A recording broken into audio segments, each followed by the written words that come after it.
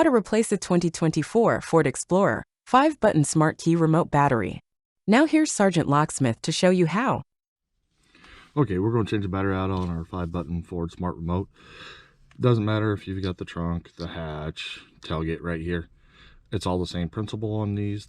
Just the button configuration will be a little bit different. That's it. So if you're having problems with your doors not opening, locking, remote start, trunk, gate, let's do the quick repair, see if this fixes it before you come see a locksmith to see if you got other issues.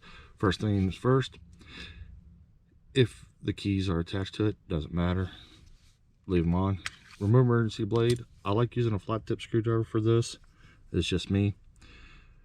Notice this is where your emergency blade is. Come to the opposite side, you'll see this indentation.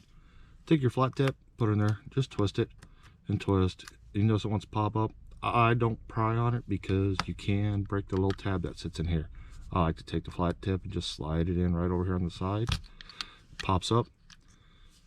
That's that little tab I was telling you about. They can cause a problem. Now you notice this battery popped up. Sometimes they do, sometimes they don't. It's a goofy design with Ford. Dump it out. It's your CR2450. Go ahead and put your new battery in, slide it in, push down, and you notice it doesn't latch on here. You can turn around and even try that. It won't work.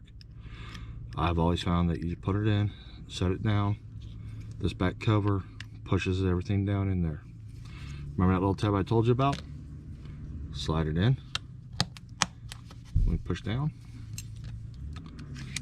And there you go. You've changed it. Hey, if you would give me a thumbs up, comment down below. Thanks again for watching.